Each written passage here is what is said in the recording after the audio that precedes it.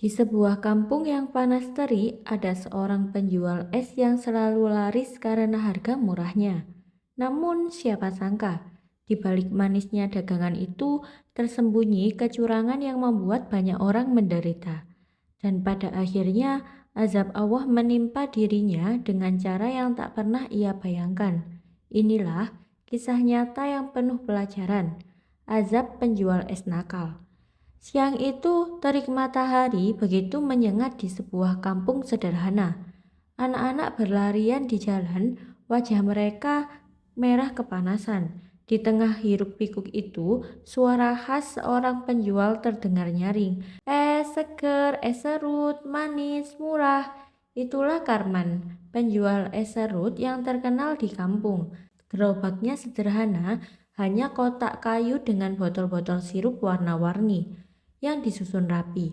Ada merah, hijau, kuning, dan biru. Setiap sore, anak-anak berbondong-bondong menghampiri gerobaknya. Hanya dengan Rp1.000, mereka sudah bisa menikmati es serut manis. Wajar saja, Karman cepat populer dan dianggap pedagang sukses. Namun, tidak ada yang tahu, di balik senyum ramahnya, Karman menyimpan rahasia besar. Ia bukan penjual jujur, seperti yang dikira orang-orang. Karman punya cara licik untuk meraih untung besar. Sirup yang ia gunakan bukan sirup asli dari toko, melainkan cairan murahan yang dicampur dari pewarna tekstil dan gula basi. Cairan pekat, warnanya mencolok, tapi rasanya tetap manis di lidah. Bukan hanya itu, es batu yang ia gunakan berasal dari air keruh tak layak minum. Ia membeli es bongkahan dari pabrik ilegal yang memakai air got bercampur limbah. Baginya yang penting murah, sehingga keuntungan bisa berlipat ganda. Setiap kali menuangkan sirup itu ke es serut, hatinya tidak merasa bersalah. Yang ia pikirkan hanyalah uang. Anak-anak mana tahu bedanya. Yang penting manis pasti suka, gumamnya sambil tertawa kecil. Hari demi hari, dagangan Karman makin laris. Tapi di sisi lain, banyak anak kecil di kampung mulai jatuh sakit. Mereka mengeluh sakit perut, muntah-muntah, bahkan ada yang demam tinggi. Seorang ibu muda bernama Siti mulai curiga. Anaknya, Raka, selalu sakit setiap kali membeli es dari Karman. Suatu malam, Raka terbaring lemas di kasur. Wajahnya pucat, Siti menatap anaknya dengan cemas sambil berbisik.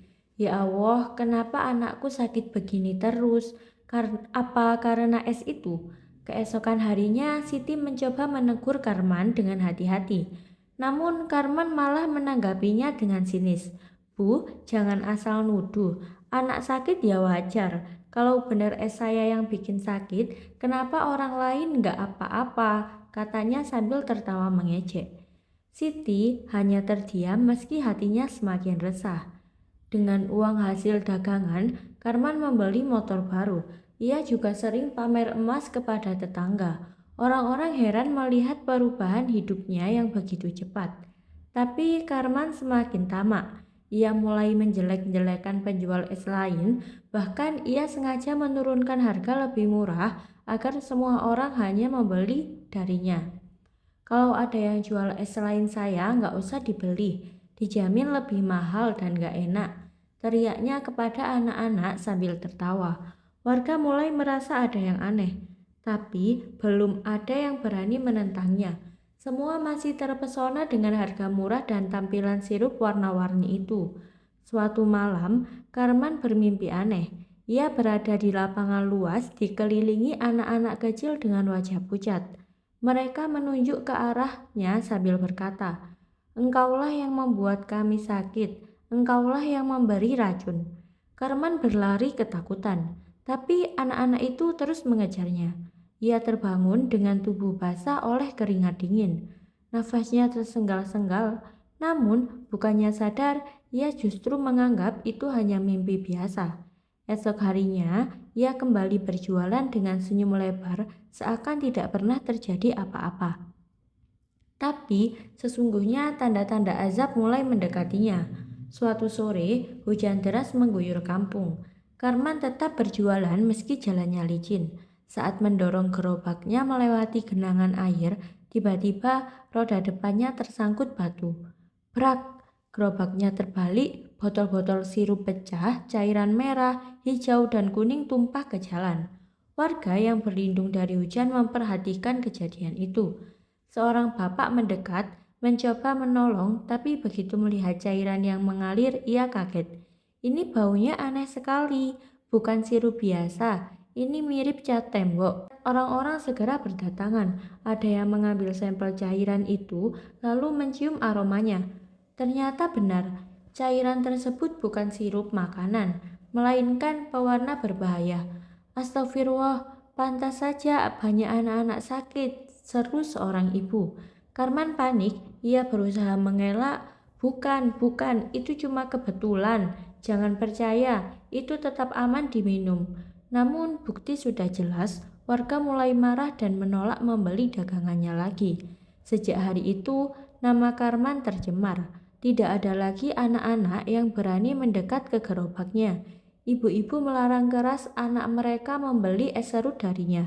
Bahkan setiap kali Karman lewat, warga hanya melirik sinis. Ada yang berbisik-bisik sambil menunjuk ke arahnya. Itu dia, penjual es nakal yang bikin anak-anak sakit. Karman merasa dipermalukan. Ia mencoba memaksa dengan cara menurunkan harga lebih gila lagi, bahkan memberi es gratis, tapi tetap tak ada yang mau. Semua sudah kehilangan kepercayaan. Ia semakin frustasi, malam-malamnya dihabiskan dengan amarah dan dendam, bukan menyesali kesalahan. Beberapa minggu setelah dagangannya hancur, Karman mulai merasakan hal aneh. Tangannya gatal, kulitnya memerah, lalu muncul luka seperti melepuh. Semakin hari, luka itu menyebar ke tubuhnya. Rasa sakitnya luar biasa, membuat sering menjerit di malam hari. Namun tak ada warga yang peduli. Mereka hanya berkata, itu balasan dari Allah. Azab karena berani menipu dengan makanan. Karman mencoba berobat, tapi tak ada obat yang mempan. Dokter pun heran karena penyakitnya seperti bukan penyakit biasa. Meski sakit parah, Karman tetap keras kepala. Ia nekat kembali berjualan karena tidak punya uang. Dengan tubuh penuh luka, ia mendorong gerobaknya di bawah terik matahari.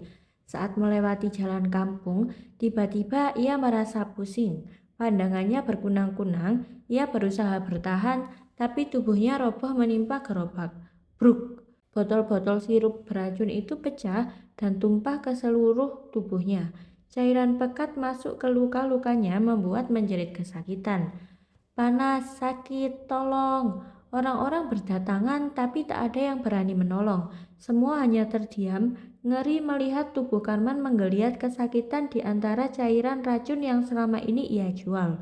Beberapa saat kemudian, jeritanya berhenti, tubuhnya kaku, bibirnya membiru, dan nyawanya melayang di tempat.